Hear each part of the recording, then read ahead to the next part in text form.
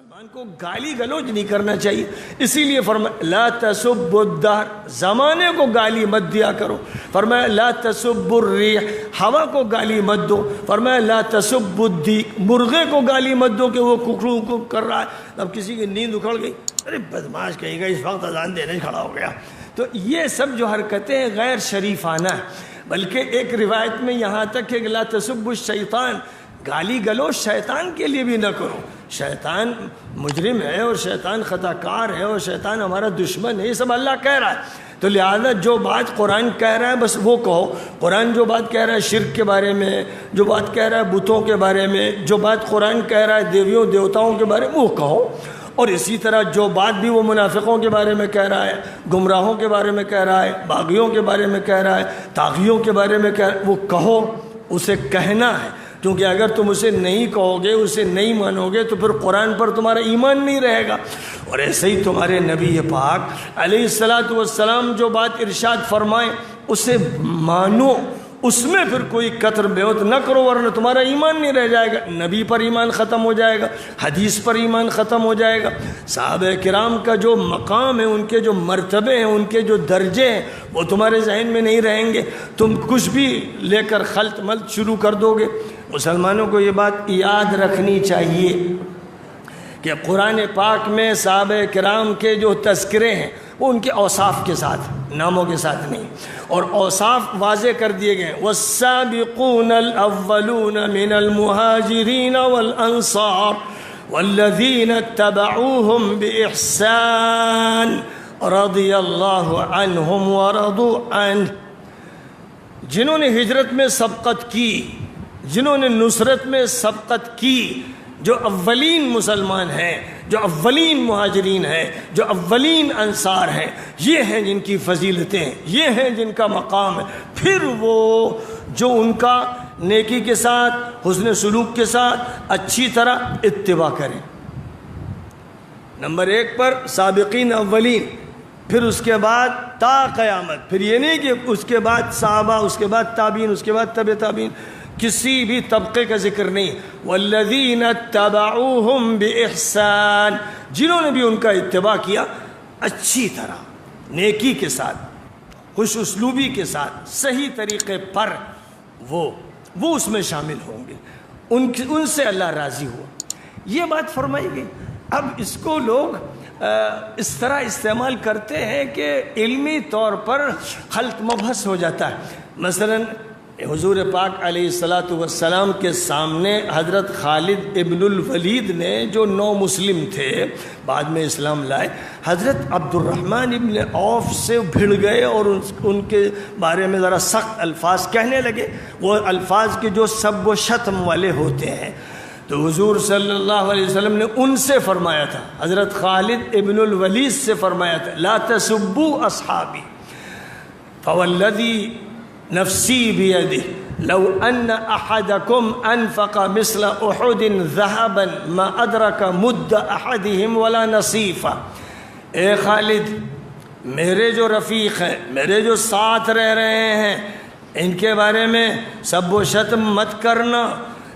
تم میں سے کوئی احد کے برابر بھی، احد پہاڑ کے برابر سونا خرچ کر دے تو ان کے پاؤں اور آدھا سیر کے برابر نہیں ہو سکتا. یہ مقام ہے ان کا. تو اب یہ کس کا مقام؟ یہ مقام ہے ابو بکر کا، عمر کا، عثمان کا، علی کا، عبد الرحمن ابن عوف کا، سعد ابن ابی وقاص کا، زبیر ابن العوام کا، عوام کا، طلحہ کا. یہ ان کا مقام ہے. یہ ہیں جو حضور کے رفیقہ ہیں. جب حضور اصحابی کا لفظ بولتے ہیں عزت دیتے ہوئے تو وہاں اس کے معنی ہوتے ہیں میرے رفیقہ، یہ میرے ساتھ ہیں.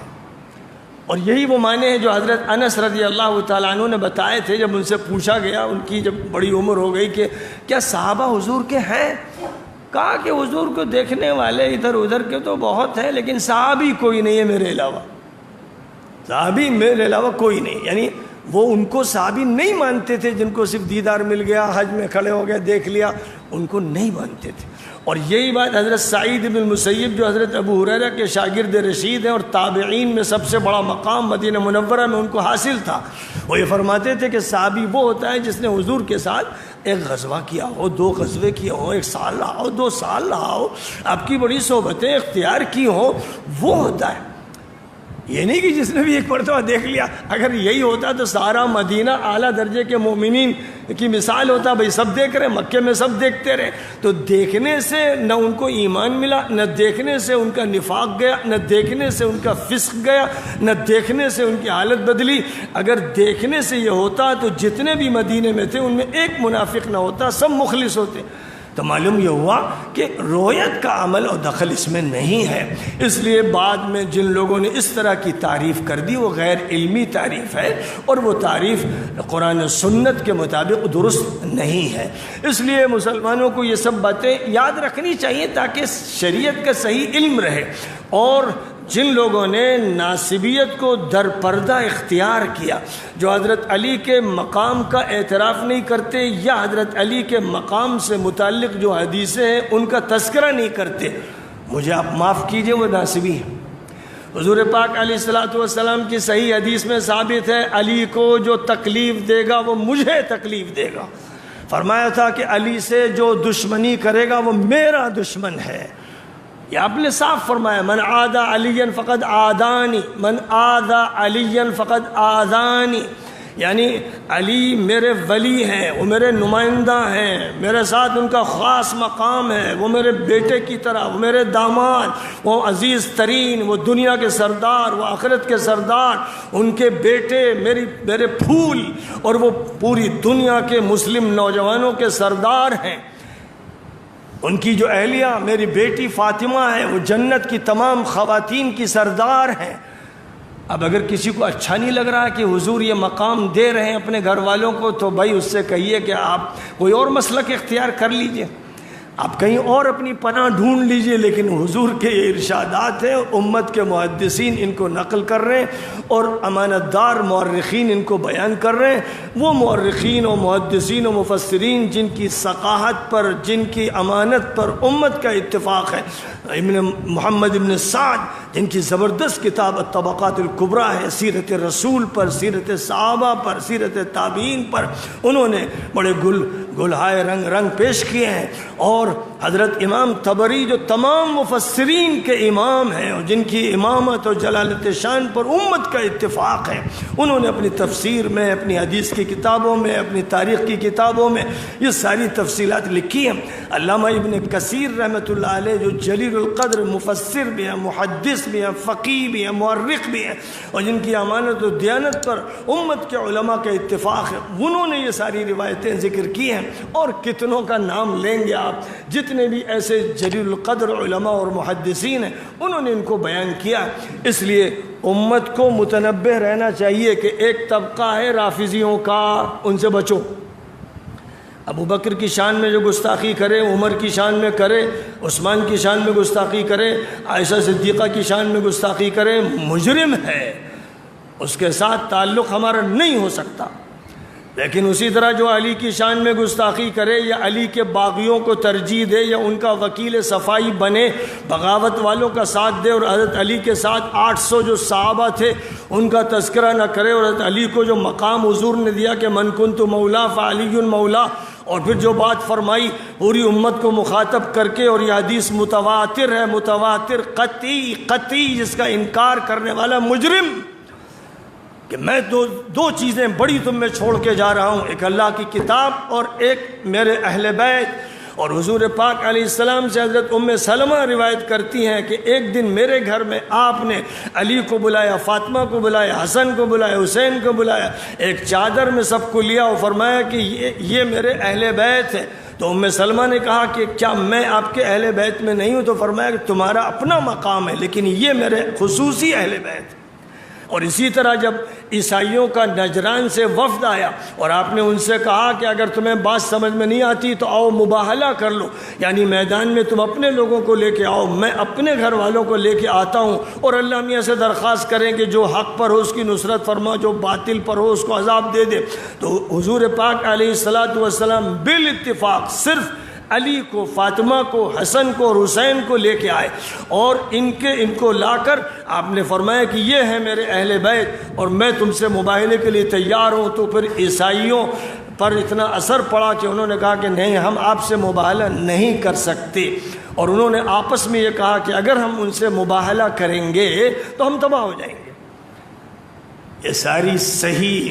پکی حدیثیں، اس لیے جو لوگ ان میں بھی گڑبڑ کرتے ہیں اور کہتے ہیں کہ صاحب یہی صرف اہل بیت تھوڑی ہیں، تو وہ حدیثوں کے منکر ہیں، وہ حضور کی شان میں گستاخی کرنے والے، وہ ام المؤمنین ام سلمہ کو جھٹلانے والے مجرم، اور وہ ان تمام راویان حدیث کو، صحابہ کو،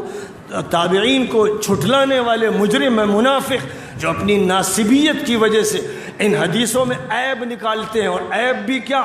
اب یہ ہوتا ہے کہ وہ علی کی جماعت میں سے تھے، لفظ استعمال کیا شیعۃ علی، اور سارے مورخین جانتے ہیں، محدثین جانتے ہیں کہ 800 صحابہ شیعۃ علی تھے، یعنی حضرت علی کی جماعت میں تھے۔ لہذا کسی پر جب یہ الزام لگاتے ہیں کہ وہ شیعۃ علی تھا تو وہ تو اس کے لیے فخر کی بات ہے، عزت کی بات ہے، سرخروئی کی بات ہے، بلند مقام کی بات ہے، اور اس اچھے لفظ کو برے معنوں میں جنہوں نے استعمال کیا ان کی ناسبیت کھلی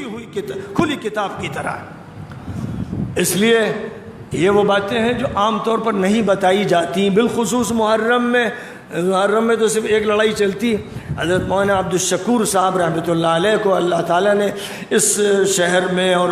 قریبی اضلاع میں بڑی اہمیت دی، اور انہوں نے بڑا کام کیا اور رافضیت سے لوگوں کو نکالا۔ وہ امام اہل سنت قرار دیے گئے، یعنی لوگوں نے ان کی تعظیم اور ان کے احترام میں کہا کہ وہ امام اہل سنت ہے، کیونکہ یہاں پر شیعوں کی حکومت تھی اور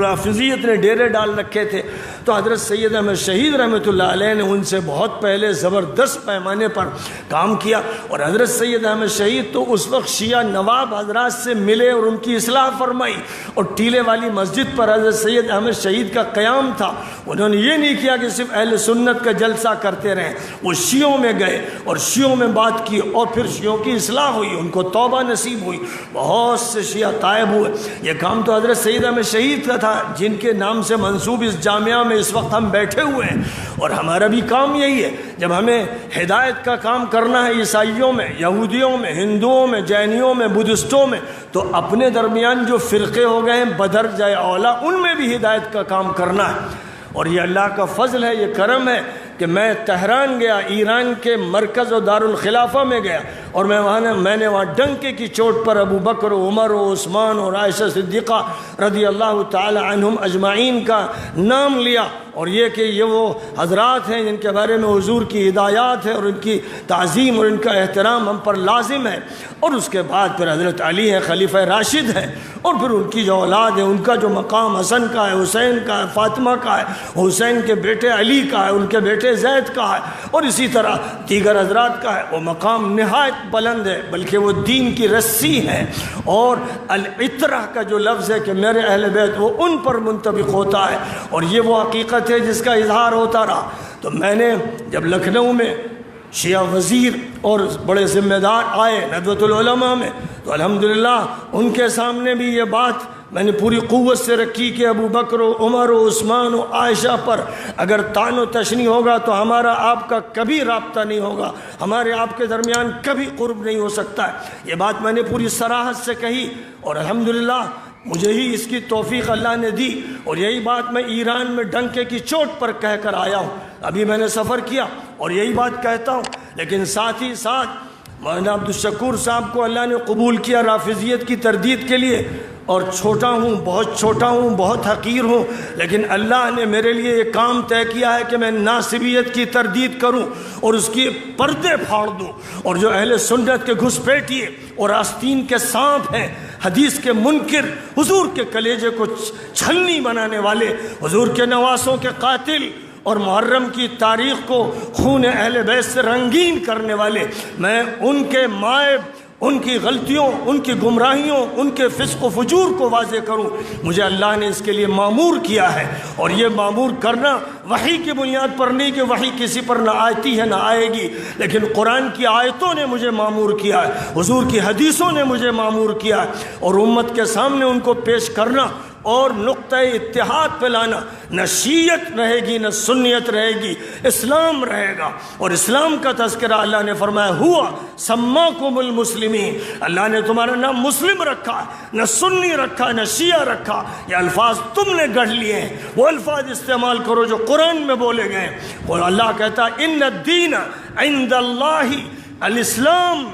دین اللہ کے نزدیک صرف الاسلام ہے، الاسلام کے علاوہ دوسرے الفاظ استعمال کر کے ان کے بت مت بناؤ، ان کی مورتیاں مت بناؤ، ایک اللہ کی عبادت کرو، اور آخری نبی کو تسلیم کرو، کتاب و سنت کو مانو، اور صرف الاسلام الاسلام کہو۔ جماعتوں میں، گروپوں میں، فرقوں میں، ٹولیوں میں، دھڑوں میں اس امت کو بانٹنے والے مجرم ہیں، وہ نبی کے قاتل، وہ قرآن و حدیث کے قاتل ہیں۔ لہذا اس امت میں اس امت، یہ امت جو ہے قرآن کہتا ہے وَأَنَّ هَذِهِ أُمَّتُكُمْ أُمَّةً وَاحِدَةً، یہ امت ہے، ایک امت ہے، اور اللہ فرماتا ہے وَاعْتَصِمُوا بِحَبْلِ اللَّهِ جَمِيعًا وَلَا تَفَرَّقُوا، اللہ کی رسی کو مضبوطی سے مل کر تھام لو، ٹولیوں میں مت بٹو۔ یہ اللہ کہہ رہا ہے، اور ہم ٹولیاں بنانے میں لگے ہیں، فرقے بنانے میں لگے ہیں۔ میں لکھنؤ کے شیعوں سے کہہ رہا ہوں، ایران کے شیعوں سے کہہ رہا ہوں کہ رافضیت ترک کر دو، اور حضرت علی نے جن کو مانا، ابو بکر کو مانا، عمر کو مانا، عثمان کو مانا، عائشہ کی عزت کی، ان کا احترام کیا، تمہیں بھی وہ کرنا ہے، ورنہ تم علی کے نہیں ہو، تم شیطان کے گمراہ کردہ افراد ہو۔ ایسے اہل سنت سے کہنا ہے کہ اہل سنت وہ ہیں جو نبی پاک علیہ السلام کے طریقے کو اختیار کریں، جو حضور کی خوشی میں خوشی دیکھیں، جو حضور کی رضا میں رضا دیکھیں، جو حضور کے نواسوں پر قربان ہو جائیں، جو حسینی طریقہ کار اختیار کریں، جو حسنی طریقہ کار اختیار کریں۔ اگر قربانی دینی ہو حکومت کی، اقتدار کی، تو حضرت حسن کو نمونہ بنائیں، اور اگر باطل طاقت سے لڑنا ہو تو حضرت حسین کو نمونہ بنائیں، اور باغیوں سے لڑنا ہو تو علی کو نمونہ بنائیں، اور یہ سمجھیں کہ حق اسی راستے میں منحصر ہے، اس کے علاوہ جو کچھ باتیں کہی جا رہی ہیں وہ حق کے خلاف ہیں۔ میں آپ سے کہہ رہا ہوں ڈنکے کی چوٹ پر کہ میرے خلاف جن لوگوں نے مہم چلائی ہے، خدا کی قسم وہ ناصبی ہیں، یا ناصبیت کی ان میں رگیں ہیں، وہ اپنے جرائم پر پردے ڈال کر ادھر ادھر کی باتوں میں الجھا رہے ہیں اور امت میں انتشار پیدا کر رہے ہیں، لیکن حق کا بول بالا ہو کے رہے گا، اور نقطہ اتفاق پر امت انشاءاللہ جمع ہوگی، اور امت کے درمیان وہ اتحاد پیدا ہوگا، آج نہیں تو کل، جس میں اصل حق کو اختیار کرنے کے لیے لوگ آگے بڑھیں گے۔ اور جن چیزوں کو بگاڑا گیا، اہل سنت کے توبہ کر لیں قبل اس کے کہ ان کا آخری وقت آ جائے۔ حضرت حسن رضی اللہ تعالی عنہ کے سامنے ایک موقع پر معاویہ ابن حدیج آئے۔ ذہن میں یہ آپ کے اگر نہ ہو تو رکھیے گا کہ معاویہ اور عمرو بن العاص کے حکم سے معاویہ ابن حدیج نے مصر میں ابو بکر صدیق رضی اللہ تعالیٰ عنہ کے فرزند ارجمند اور حضرت علی کے عزیز اور محبوب اور پوری امت کے محبوب عابد زاہد اور متقی محمد ابن ابی بکر کو قتل کیا، ان کی گردن کاٹی، اور اس کے بعد ایک مردہ گدھے کی کھال میں ان کو بند کر کے آگ لگائی۔ اور جب یہ روایت حضرت عائشہ صدیقہ کو معلوم ہوئی، جن کے وہ بھائی تھے، عزیز بھائی، عابد و زاہد بھائی، متقی بھائی، تو انہوں نے اپنی نمازوں میں ان دونوں کے لیے جنہوں نے یہ حکم دیا تھا بد دعائیں شروع کی۔ یہ روایت محدثین اہل سنت نقل کر رہے ہیں، یہ روایت شیعوں کے گھر کی نہیں ہے، یہ ابن کثیر کی روایت ہے، یہ ابن الاسیر کی روایت ہے، ابن سعد کی روایت ہے، یہ وہ بڑے بڑے محدثین اجلہ ہیں جنہوں نے اپنی کتابوں میں ان کو نقل کیا، صحابہ نے نقل کیا، تابعین نے نقل کیا، تابع تابعین نے نقل کیا، اور روایت آج تک چلی آ رہی ہے، سینکڑوں اس کے راوی ہیں۔ اب جو لوگ ان میں بات نکال کر اس کو ٹالنا چاہتے ہیں اور کسی راوی کو کہتے ہیں وہ شیعہ تھا، تم ناصبی ہو اس لیے تم کو شیعت نظر آ رہی ہے، ہے حضرت علی کے جو شیعہ تھے، یعنی حضرت علی کی جماعت تھی، وہ سب برحق تھے، وہی حق پر تھے۔ حضور کہہ رہے ہیں کہ وہ حق پر تھے، تم برسر باطل ہو، اور حضور کہہ رہے ہیں کہ تم برسر باطل ہو، اس لیے تمہاری ان باتوں کو قبول نہیں کیا جائے گا۔ اور میں یہ بھی عرض کر دوں کہ اللہ تعالیٰ کی توفیق سے راویوں کی جرح و تعدیل پر آج سے تقریباً 40 سال پہلے میں نے کام کیا۔ ریاض میں حضرت شیخ عبد الفتاح ابو غدہ کی نگرانی میں نے جو مقالہ علم حدیث پر لکھا وہ راویوں کی جرح و تعدیل کے بارے میں ہے، اس لیے میں نے اس میں پوری بحثیں کی کہ راوی کو کب مجروح کہا جا سکتا ہے، کب نہیں کیا جا سکتا۔ بڑے بڑے ائمہ محدثین کے اقوال سے ثابت کیا کہ یہ کہہ کر کہ کان یتشیع لعلی، کسی کو مجروح نہیں کیا جا سکتا۔ امام شافعی، امام مسلم، امام ترمذی، امام نسائی کی کتابوں میں 20 شیعوں کی روایتیں موجود ہیں۔ اگر ان اقوال کو مان لیا جائے تو بخاری اور مسلم اور تمام کتب حدیث کو دریا برد کر دینا پڑے گا، یا ان کو کہیں الماری میں بند کر کے تالا ڈال دینا پڑے گا کہ ان کا اعتبار ختم ہو جائے گا۔ اس لیے یہ ناصبیوں کی کوششیں ہیں، خوب پہچان لو۔ حضرت علی کے فضائل اور مناقب کو بیان کرنے پر اگر کسی کی پیشانی پر بل پڑ رہے ہیں، اور حضرت حسین و حسن کی سیادت اور قیادت کے تذکرے پر کسی شخص کو اچھا نہیں لگ رہا ہے، تو یقین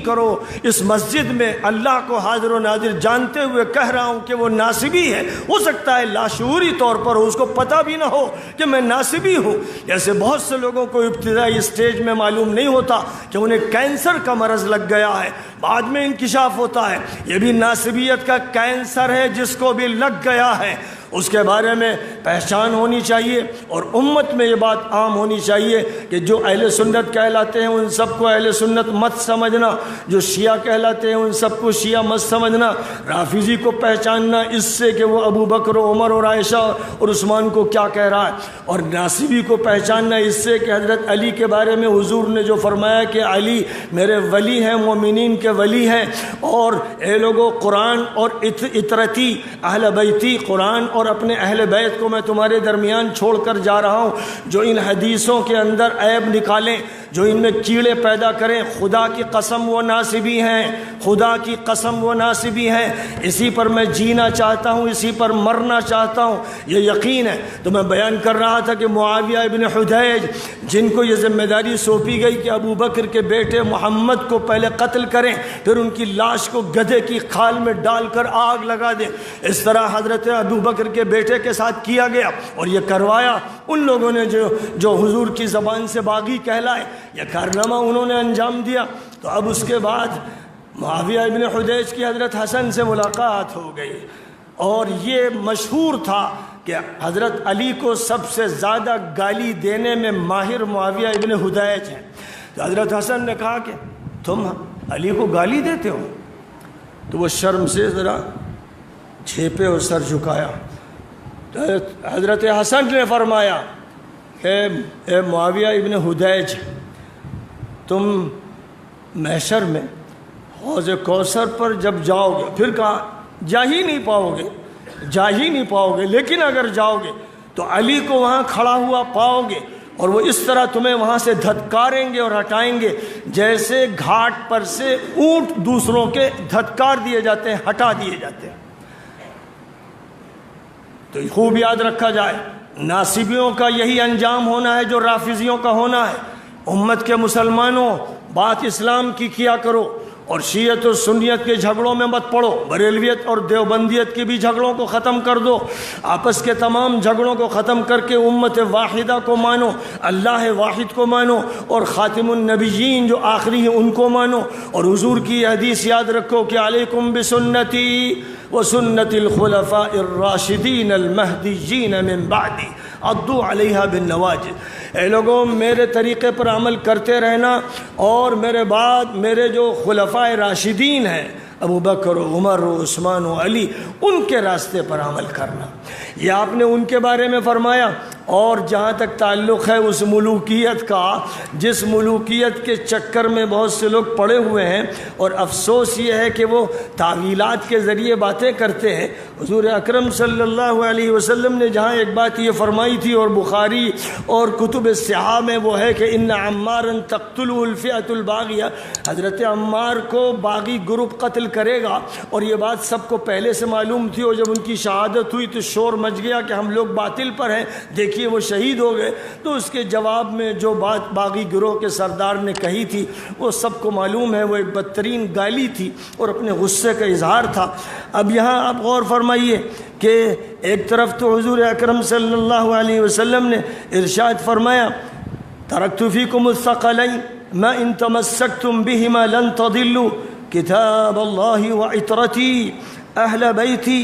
حضرت علی، ابو سعید خدری، حضرت جابر، حضرت جبیر بن مطعم، حضرت حذیفہ بن اسید، حضرت زید بن ارقم، حضرت زید بن ثابت، حضرت عبداللہ بن حنطب، حضرت نبیت بن شرید، اور ان کے علاوہ کتنے حضرات ہیں جنہوں نے اس روایت کو نقل کیا ہے۔ اب اس روایت کا جہاں تک تعلق ہے اس کی حجت ہونے میں کوئی شک و شبہ باقی ہی نہیں ہے۔ اور دوسری طرف حضور اکرم صلی اللہ علیہ وسلم نے جو بات ارشاد فرمائی کہ خلافت راشدہ میرے بعد 30 سال رہے گی، پھر جو دور ملوکیت کا، جو لفظ استعمال فرمایا حضور نے ملک کا، اس کے بعد جو دور ملوکیت کا آئے گا وہ ظالمانہ دور ہوگا، اس کے بعد جو دور آئے گا وہ جابرانہ قاتلانہ طاغوتی دور ہوگا۔ یہ الفاظ حضور پاک علیہ السلام نے اپنی حدیثوں میں ذکر فرمائے ہیں۔ حضرت امام دارمی رحمۃ اللہ علیہ فرماتے ہیں حضور نے فرمایا اول دینکم نبوۃ ورحمہ ثم ملک ورحمہ، مراد خلافت راشدہ، ثم ملک اعفر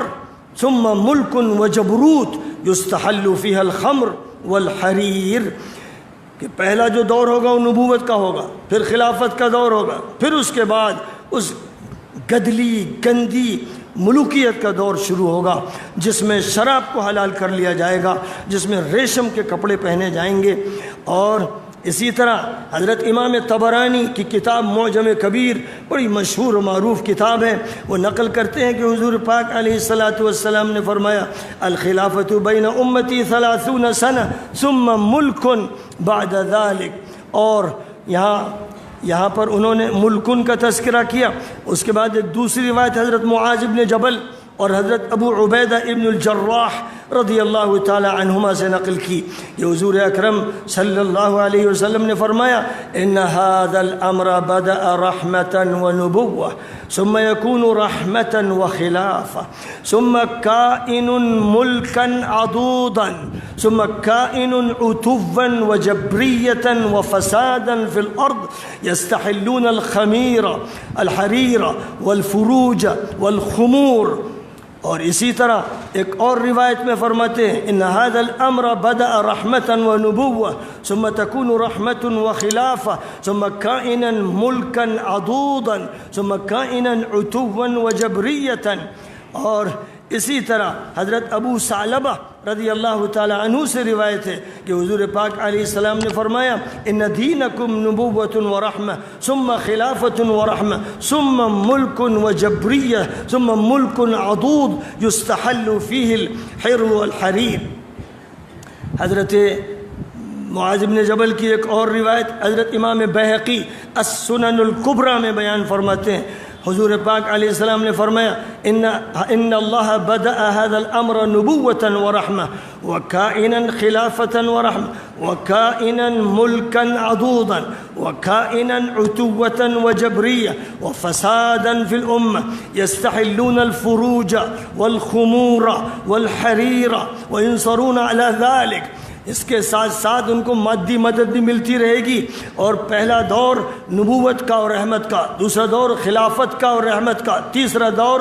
کٹکھنی بادشاہت کا، ظالم حکومت کا، اس کے بعد کا دور سرکشی کا، طغیان کا، جبروت کا دور ہوگا جس میں ریشم حلال کر لیا جائے گا، شراب حلال کر لی جائے گی، زنا حلال کر لیا جائے گا۔ یہ سارے حقائق ہیں، اور میں نے دلائل سے ثابت کر کے دکھایا کہ خلافت راشدہ کے بعد کا جو دور ہے وہ دور ہے جو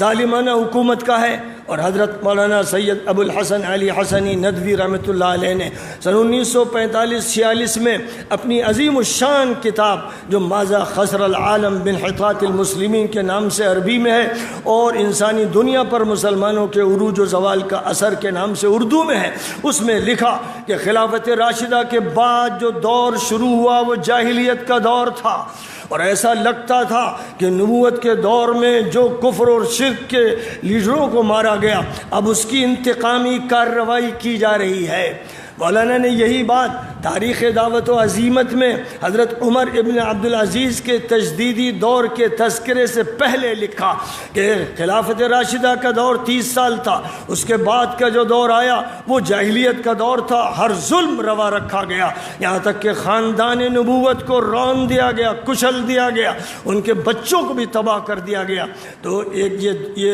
ایک دور تھا جس کو ملک عدود حضور کہہ رہے ہیں اور صحیح حدیثوں میں کہہ رہے ہیں، اور بڑے بڑے محدثین ان میں سند میں صحابہ ہیں، تابعین ہیں، تبع تابعین ہیں، اور بڑے بڑے محدثین ہیں اور مفسرین ہیں اور متکلمین ہیں، وہ یہ سب باتیں نقل کر رہے ہیں اور یہ باتیں ثبوت کے ساتھ پیش کر رہے ہیں کہ یہ دور آئیں گے۔ اب وہ دور جو جبریت اور عطوف کا دور ہے وہ اس یزید ملعون کا دور ہے، وہ اس مجرم کا دور ہے جس دور میں ظلم کی کوئی انتہا نہیں رہ گئی، جس ظلم میں خاندان نبوت کو شہید کیا گیا، جس ظلم میں حضرت حسین کے حضرت حسن کے بچوں کو، ان کی اولاد کو صرف قتل نہیں کیا گیا، صرف تیروں سے چھلنی نہیں کیا گیا، گھوڑوں سے رون دیا گیا، جسم سے ان کے سر کاٹے گئے اور یہ سر پہلے کوفہ لے جائے گئے، عبید اللہ ابن زیاد جیسے ملعون و مجرم کے پاس، پھر یزید کے پاس بھیجے گئے جس نے وہاں رونے کا ڈرامہ رچایا، اور اس کے بعد اپنے ان بدماش گورنروں کو ادنا سزا نہیں دی، ادنا ملامت نہیں کی، وہ اس پوری سیاست میں شامل تھا۔ حضرت مولانا علی میاں صاحب رحمۃ اللہ علیہ نے حضرت علی پر جو کتاب المرتضیٰ لکھی ہے اس میں امام طبری کے حوالے سے لکھا ہے کہ یزید فاسق تھا، فاجر تھا، نمازیں چھوڑتا تھا، شراب پیتا تھا، لونڈے پالتا تھا اور کتے پالتا تھا۔ یہ مولانا علی میاں صاحب کی عبارتیں ہیں جو امام طبری سے نقل کرتے ہوئے المرتضیٰ میں لکھی ہیں۔ آج ایسے لوگ بھی ہیں جو اپنے کو محدث کہتے ہیں، اہل حدیث کہتے ہیں، وہ یزید کی صفائی پیش کرنے کے مجرم ہیں۔ میں نے ایک رسالے میں دکھایا کہ جتنے بھی بڑے بڑے علماء ہیں سب کے سب یزید کو فاسق تو کہتے ہی ہیں، اور ان میں بڑے علماء ملعون بھی کہتے ہیں، اور میں ملعون سے کم لفظ اس کے لیے درست نہیں سمجھتا۔ وہ اور اس کی پوری جماعت، اس کا پورا ٹولہ ملعونوں کا ٹولہ تھا۔ آج کے دن میں اسی کو یاد کرنا ہے کہ ایسی حکومتیں جب تھیں، جب ہوں گی، جہاں ہوں گی، آج انہی ملعونوں کی حکومت سعودی عرب میں ہے، امارات میں ہے، مصر میں ہے، بحرین میں ہے، جو علماء کو جیلوں میں ٹھوس رہے ہیں، جو صلحاء کی گردنیں کاٹ رہے ہیں، جو جیلوں میں صلحاء اور نیک لوگوں کو اذیت دے رہے ہیں، جو اسرائیل سے تعلقات بنا رہے ہیں، جو جزیرۃ العرب میں پھر مورتیاں قائم کر رہے ہیں، جو فحاشی کے اڈے بنا رہے ہیں، جو یہ سب جرائم کر رہے ہیں، وہ اسی طرح تاریخ کے مجرم ہیں۔ جیسے کسی دور میں یزید مجرم تھا اور اس کے بعد کے مجرمین تھے۔ امام ابو حنیفہ ہمارے امام ہیں، امت کے امام ہیں، انہوں نے حضرت حسین کے پوتے حضرت زید کا ساتھ دیا جب وہ بنی امیہ کے حکمرانوں کے خلاف نکلے کہ ان کی حکومت توڑ دینی ہے، تو مدینہ منورہ میں امام مالک ساتھ دے رہے تھے اور کوفہ میں امام ابو حنیفہ ساتھ دے رہے تھے۔ امام ابو حنیفہ کو کوفہ کے گورنر ابن حبیرہ نے کوڑے لگائے، سر پر کوڑے مارے،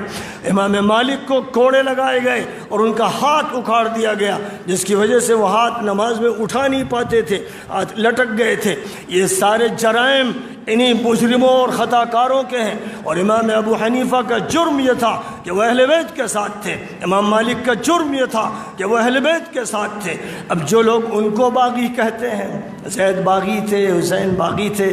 ایسے مجرم خبیث ملعونوں سے بس اللہ ہی نمٹے گا، اور یہ دیکھ لیں گے کہ محشر میں حوض کوثر سے ان کو دھکے دے کر فرشتے بھگا رہے ہوں گے، اور حضور تعجب کریں گے پہلے، لیکن اس کے بعد تعجب آپ کا زائل ہو جائے گا۔ یہ وہ لوگ ہیں امت میں ان کو پہچان لو، بس اسی طرح پہچان لو کہ ان کا موقف کیا ہے یزید کے بارے میں، ان کا موقف کیا ہے حسن حسین کے بارے میں، ان کا موقف کیا ہے خلافت راشدہ کے دور کے بارے میں، ان کا موقف کیا ہے باغیوں کے بارے میں، ان کا موقف خلافت راشدہ کے بارے میں کیا ہے، اور ملوکیت کے بارے میں کیا ہے۔ اس موقف کو سمجھنا چاہیے اور قرآن کو بنیاد بناؤ اور حضور کی حدیث کو بنیاد بناؤ۔ حضور کی حدیث کو رد کرنے کی جرت اگر کوئی کرتا ہے تو اس سے کہو کہ تو گستاخ رسول ہے، تو منکر حدیث ہے، تو ناصبی ہے، تو گھسپیٹیا ہے، تو اہل سنت کا نام نہاد انسان ہے اور تجھے قبول نہیں کیا جائے گا۔ یہ وہ حقیقت ہے،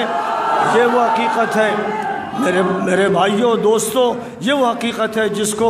آج یہاں اس مرکز میں، جس کا تعلق حضرت سید احمد شہید رحمۃ اللہ علیہ سے ہے، جو اس خاندان کے فرد تھے جس خاندان میں بڑے بڑے مجاہد اٹھے، جس خاندان کے اس ملک میں بانی حضرت قطب الدین المدنی ایک جہاد کے لیے تشریف لائے، جس خاندان کا تعلق حضرت قطب الدین حضرت جیلانی رحمۃ اللہ علیہ سے ہے،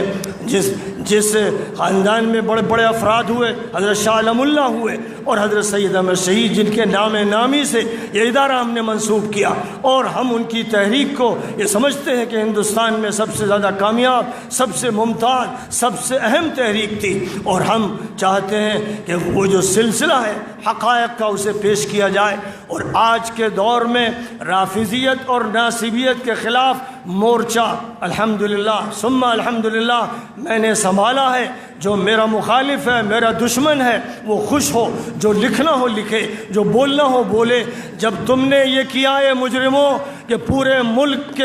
کی مسجدوں میں ممبروں سے حضرت علی پر سب و شتم کرایا گیا،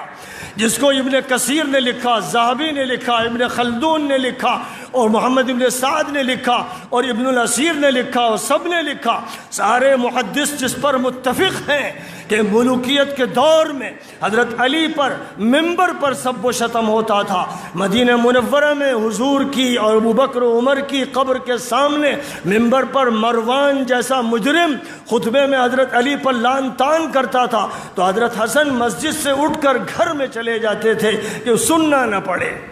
یہ مورخین کی روایتیں ہیں، یہ محدثین کی روایتیں ہیں، اور حضور پاک علیہ الصلاۃ والسلام کی حدیث حضرت حسن نقل کرتے ہیں کہ حضور نے فرمایا رأیت بنی الحکم ینزون علی منبری کما تنزل القردہ، میں نے دیکھا کہ میرے ممبر پر، یعنی مسجد نبوی کے ممبر پر حکم کے بیٹے اس طرح سے کود رہے ہیں جیسے بندر کودتے ہیں۔ یہ روایت صحیح ہے، اس کو جو غلط کرنے کی کوشش کرے سمجھ لینا وہ ناصبی ہے، وہ مجرم ہے، خطا کار ہے۔ اور یہی وہ مروان ہے کہ جب حضرت حسن کی شہادت ہونے والی تھی تو حضرت عائشہ صدیقہ سے انہوں نے درخواست دلوائی کہ میری تدفین میرے نانا کے پاس کروا دیجئے گا، آپ اس پر اعتراض تو نہیں کرتی؟ تو حضرت عائشہ نے فرمایا بصر و چشم، مجھے قبول ہے، میرے لیے بڑی عزت کی بات ہے۔ اور جب حضرت حسن کا انتقال ہو گیا تو حضرت حسین گئے حضرت عائشہ صدیقہ سے پوچھنے، تو انہوں نے فرمایا کہ بصر و چشم، میرے لیے تو عزت کی بات ہے کہ حضور کے نواسے کی یہاں قبر ہو۔ لیکن جب جنازے کو لے کر جانے کی باری آئی تو یہی بدمعاش مجرم غنڈہ مروان تھا جس نے کہا کہ میں ان کو وہاں دفن نہیں ہونے دوں گا، عائشہ غلط کہتی ہیں، حسن نے غلط کہا۔ یہ اس کی بیان بازیاں تھیں، اور یہی تھا جو ممبر رسول پر حضور کے جگر گوشوں کو ملعون کرتا تھا، طعن و تشنیع کرتا تھا۔ کیا اہل سنت انہیں گوارا کریں گے؟ کیا ہو گیا ایسے اہل سنت کو جنہوں نے نام نہاد اہل سنت کا روپ دھار لیا، چولا اوڑھ لیا، گھس گئے؟ یہ ہمارے آستینوں کے سانپ ہیں جو اس طرح کی باتیں کر رہے ہیں اور حوالے دیتے ہیں۔ کہہ دو کہ حضور کے مقابلے میں کوئی حوالہ قبول نہیں، حضور کے مقابلے میں ابو حنیفہ ہو یا شافعی ہو یا مالک ہو یا احمد ہو، کسی کا حوالہ قابل قبول نہیں۔ اور ہر امام نے کہا کہ اگر میری بات حضور کی بات کے خلاف ہو تو میری بات کو دیوار پر پٹک کر مار دو، حضور کی بات قبول کرنا، یہی ان کی وصیت ہے اور اسی وصیت پہ ہم کو عمل کرنا ہے۔ تو خلافت راشدہ کے بعد خلافت راشدہ کے دور کا خلیفہ راشد رابع کے خلاف بغاوت تھی اور اس کے بعد کی حکومت ظالمانہ تھی۔ یہ نبی پاک علیہ السلام کا ارشاد ہے، اس سے ہٹ کر بات کرنے والے میرے نزدیک ناصبی ہیں۔ اب بات کو میں آگے بڑھانا نہیں چاہتا، بس اسی پر آج کی اس مجلس کا اختتام چاہتا ہوں تاکہ حق واضح ہو جائے اور کوئی بات گنجلک نہ رہے۔ پھر جیسے تم نے طعن و تشنیع کی علی کے خلاف، اور جیسے حسین کو ذبح کیا، اور جیسے حضرت حسن کو زہر دیا، اور جیسے حضرت زید کو مارا، اور جیسے ان کے بیٹے یحییٰ کو مارا، یہی تمہاری کارروائی ہے، یہی تمہارا کام ہے۔ تم وقت کے فرعون تھے، نمرود تھے، قارون تھے، حامان تھے۔ آج اگر تم انہی کے خاندان کے ایک فرد کو، جس کو اللہ نے حسینی بھی بنایا اور حسنی بھی بنایا اور اس میں اس کا کچھ حصہ نہیں ہے، اللہ کا فضل و کرم ہے، اگر اس کو متون کرتے ہو تو یاد رکھنا کہ تمہارا انجام اس دنیا میں کیا ہوگا اور آخرت میں کیا ہوگا۔ میں صرف یہ بات احقاق حق کے لیے کہہ رہا ہوں اور کسی اپنی نہ فضیلت کے لیے کہہ رہا ہوں نہ کسی مقام کے لیے۔ میں نہایت حقیر و فقیر آدمی ہوں، لیکن اللہ نے حق بولنے کے لیے مجھے موقع دیا ہے، زبان دی ہے، قلم دیا ہے، اور قرآن و حدیث نے حکم دیا ہے کہ حق کو برملا بیان کرو، لوگوں کا خیال مت کرو، میری رضا دیکھو، میرے نبی کی رضا دیکھو۔ غلبہ انشاءاللہ انہی کو حاصل ہوگا جو اللہ و رسول کی رضا کو سامنے رکھیں گے۔ بس وآخر دعوانا ان الحمدللہ رب العالمین۔